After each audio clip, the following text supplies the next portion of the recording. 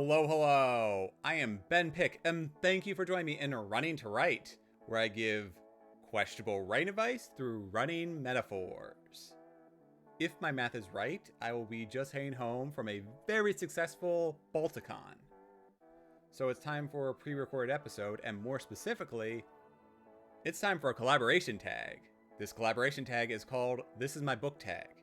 It's all about my first self-published novel, so let's get things underway.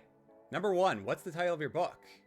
It's Falling Through, and it's the first of my Into the Void series. Number 2, what genre is it? Loosely urban fantasy. Think of it more like a superhero story involving high schoolers, plus time travel. As the series goes on though, I describe it in a slightly spoilery way of saying it's science fiction masquerading as fantasy. Number 3, what inspired you to write it? Largely 2 things. The first was that I kept having a recurring dream in which I fought a bear inside of a volcano. I don't know why, but it was just weird enough that it stuck with me and became the basis for this story. Now, almost none of that dream exists on the page in the final product, but a lot of those emotions still carry through, such as the fear and confusion. The second inspiration would be my friends and family. Amalgams of the people I knew in my life and the dumb things we did together became inspirations for people and events in the story. For example, one of my friends got into a very bad car crash where he flipped the car. I combined him with a few other people I knew and created a new character for the story who also got into a car crash, now with supernatural elements involved. Number 4, is your book self or traditionally published? Self-published. I'm all about controlling the details from the cover to the story itself. Number 5, what do you love about your book? How real the characters feel. As I mentioned, they're based on the highly animated people in my own life. I think that brings a sense of realism into what would otherwise be absurd situations.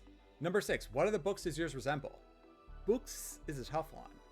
Falling Through feels like a mashup of X-Men and Stranger Things.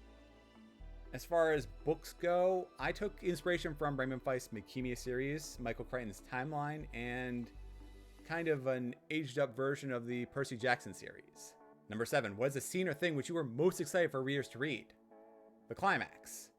I'm not going far into spoiler territory here, but I put a lot of effort into making the physics make sense, even with all the impossibilities. In that way, the climactic showdown had a lot of weight because the magic system at work was never an easy answer. In fact, usually the magic made more problems than it solved. Number 8, what is one thing readers may have missed or not picked up on when reading your book?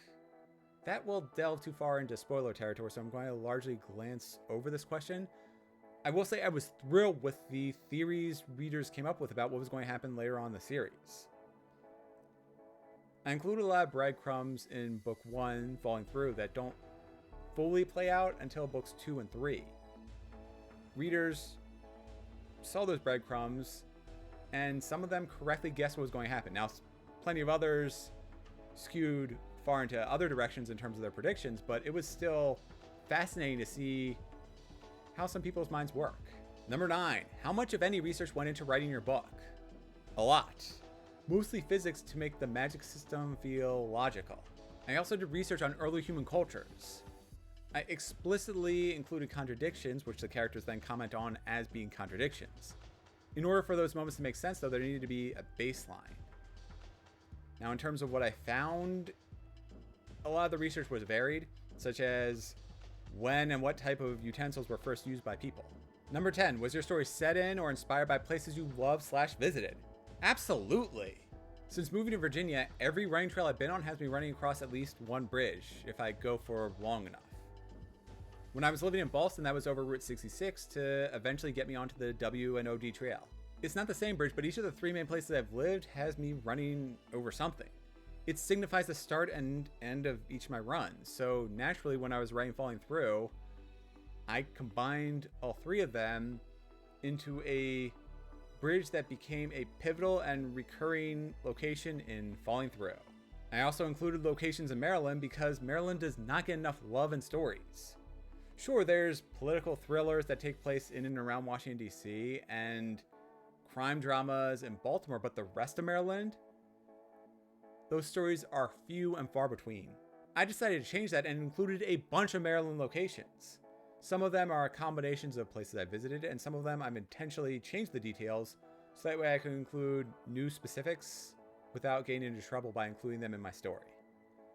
I went through a good deal of effort to give a look and feel of Maryland within Falling Through.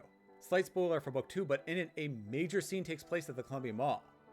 When my characters are in present-day Earth, they are roughly in the Howard, Montgomery, PG County area of Maryland. For those familiar with the area, you know that all roads eventually lead to the Columbia Mall, so naturally, I had to include at least one scene which took place there. Number 11. What in your story comes from Write What You Know? Everything. The characters, the setting, even the superpowers are in some way what I know. Obviously, I don't have superpowers, but I have consumed so much material that showcase good and bad magic systems that I feel I have a good handle of what makes sense, especially for the world that I've created. I like to think that Falling Through is one of the good ones. It's not as violent as magic systems which cause its users to lose limbs, but instead I tried for a more realistic approach. In fact, a lot of the underlying backstory is based around the magic system. More importantly, writing what I know about the characters and setting made me care much more about them. I hope that came through for the readers. And lastly, number 12. What did you learn from other authors which you were able to incorporate into your own book? Easy. Experiment. In our writing, we want to create a series of try-fail cycles. The characters don't succeed the first time. This is similar to the yes and or yes but methods of improv. Something may go right, but it has bad or unexpected repercussions. Put another way, for every step forward I've taken as an author, I feel I've taken 2 steps back. Still, I learn by failing and adjust to do better next time, whether that's in marketing, going through my publishing process, or in finding help to improve my novels.